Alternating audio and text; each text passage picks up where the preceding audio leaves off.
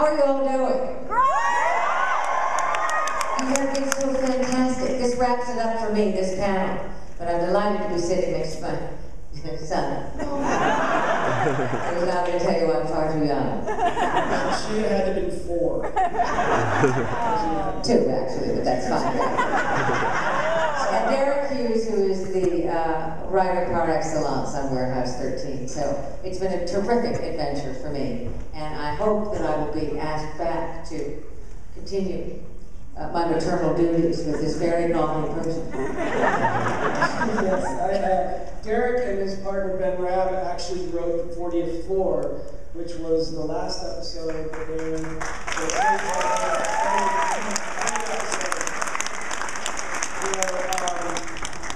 What's really, for me, so amazing about Warehouse 13 is in the same season we can have an episode like Don't Hate the Player, where we're in a video game and my nipples are showing, and then we can go and do The 40th Floor where, you know, with Kate and my nipples are showing. As long as they're your nipples, Derek. They didn't show during the episode, but when Kate got there, I was like, hey, hi, nice to meet you. You want to see my nipples? It's okay. Yeah, but what you don't see off camera is that we're all showing our nipples too. If you come on our set, it's a e-day. Venus patience. It's great. It's been great. It's very rare. May I say this, and then this is obvious. This is your panel, it's Warehouse 13, but I just want to say this as the guest star on Warehouse 13. When you step into a situation that is foreign to you, sci-fi is familiar to me, of course, because I did 7 years on Voyager. But I have not stepped out since then. I have not forayed. This is my first venture, and Can I say one thing? You were the best 7 of 9. I mean,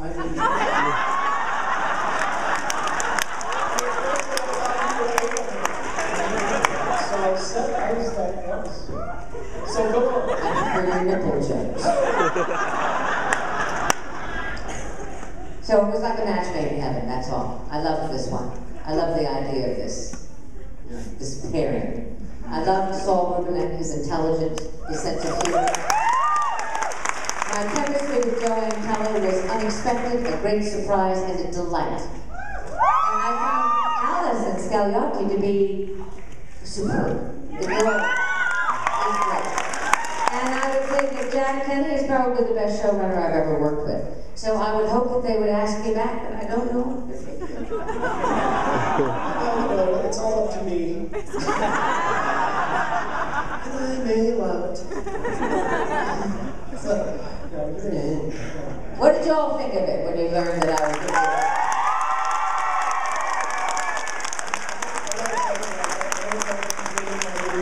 to the last few days. Yesterday was the Cialis panel. darn it. Yeah. Well, you know, I'll go into a different story, but I'll wait for a few minutes. But when they said that Pete was going to have a mother this year, I was like, ooh, Jane Curtin. Because Jane had played my mother on a show called Crumbs, a sitcom that came and went, one of the many that I've been on. And I was like, Jane Curtin. And then they came to me and said, Kate Mulgrew. And I was like, I don't know her. I didn't say I didn't know of her. Not too old to spend, is it? It's getting better. And so I was, you know, I was a little disappointed because I hadn't seen Jane. She's wonderful. And then all of a sudden they're like, the day of shooting, they're like, have you met Kate yet? I said, no. And I actually, you know, I gotta tell you, I was going through some stuff, some family stuff, you know, some weirdness. And Kate walked up and she goes, what's wrong with you, darling? I was like, no, I don't want to get into it. It's just, no, what is it? And all of a sudden I just went, well, it's this and it. And I mean, you know, it just, I hate to gut gosh, that you're sitting right here. It's like one of those things where she's one of those people that you just tell things to because you know that you can trust her. And it's in her eyes, you know, it's in her eyes. And I don't want to get too cheesy or sentimental, but it's true, and I'm so happy that God love Jane Curtin. I'm so happy that you're here, and I wouldn't have dreamed that it could have gone any better.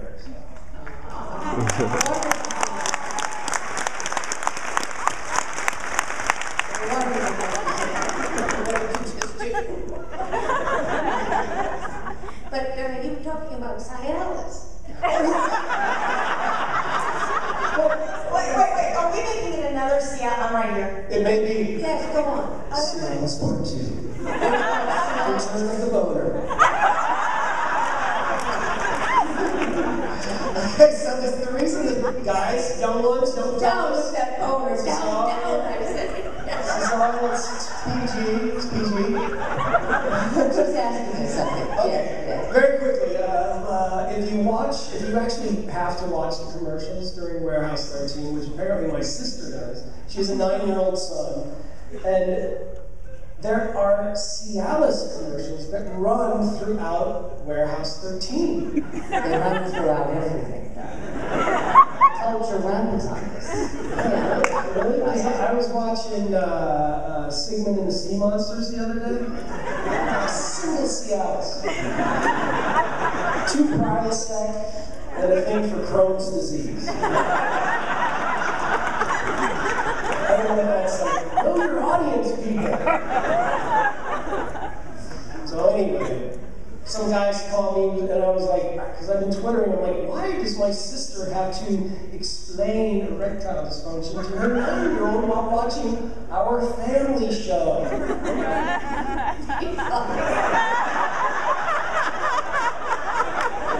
The only way to get them to sleep. Some guy Twittered and he's like, well, sorry, but the audience of Warehouse 13 doesn't have problems getting boners. They have problems getting chicks.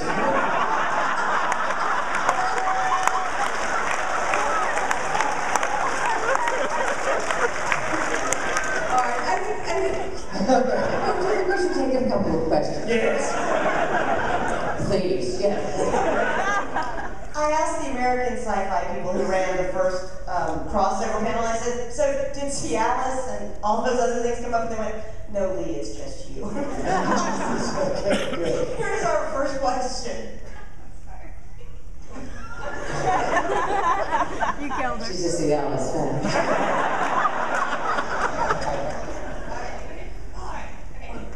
I'm really picky with queer characters, and I love the development of the queer character. And when you took your shirt off for him, I had tears running down my face. I can't even. But when he left on Monday, I got really sad, and I was wondering if he was going to come back, or if we're going to see the development of what should be Micah and HG, because we all know that's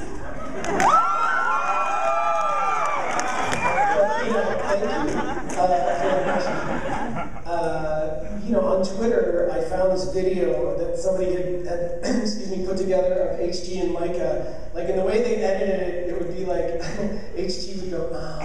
And then it would cut to Micah going,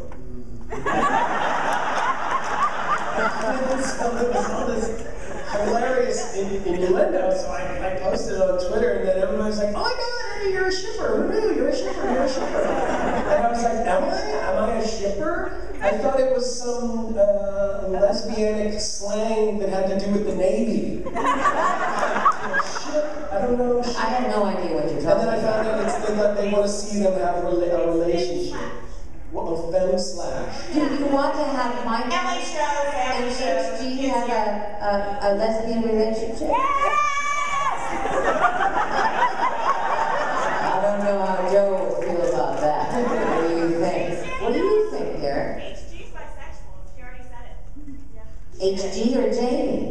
HG. Yeah, she said, Of course HG is bisexual. she's English. The original.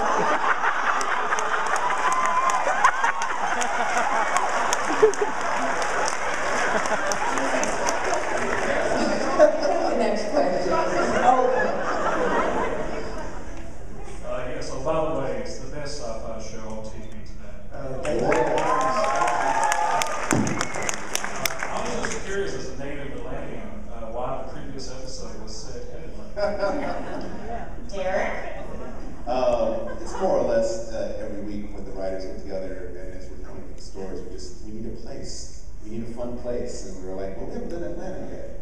And it's so funny because this is my first time at Dragon Con, and it's amazing. And also, I have to also say thank you so much to Eddie and Kay here who are gracious enough to let me be part of the panel. I just came out here just to experience Dragon Con. I've never been to Atlanta for that matter. And, Tell them what you did last night. I went to the Dragon Con rave.